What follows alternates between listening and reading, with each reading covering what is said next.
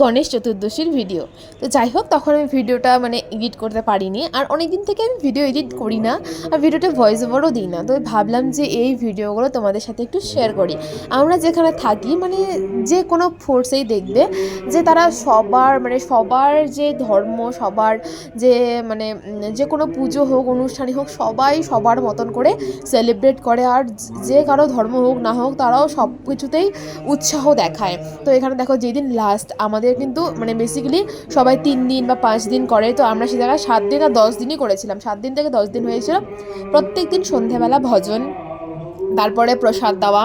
তো সেই আজকেও হয়েছিল। আজকে হলো গণপতি বিসর্জন। তো তার আগে পুরো 1-1.5 ঘন্টা পুরো ভজন হয়েছিল। পুরো গণপতিজির যত গান ছিল, ভজনের যতগুলো গান আছিল, সবাই মিলে সবাই ওটা মানে করেছি। তারপরে হলো আমরা গেছিলাম ঠাকুর বিসর্জনের জন্য।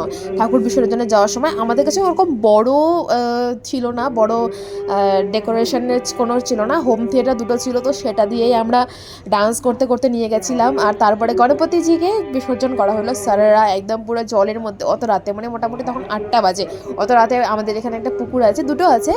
তো পুকুরের মধ্যে পুরো একদম যেই সব রিচুয়াল মেনে করা হয় সমস্ত কিছু ওভাবেই করা হয়েছে। আর স্যারগুলো পুরো একদম গণপতিজিকে নিয়ে একদম পুরো জলের মধ্যে ঝাঁপ মেরে দিয়েছে। আরও অনেকেই ছিল পরেও ওরা জলের মধ্যে নেমেছিল। তো যাই হোক, সবার উৎসবে এরকম করে ভাগ নিতে কার না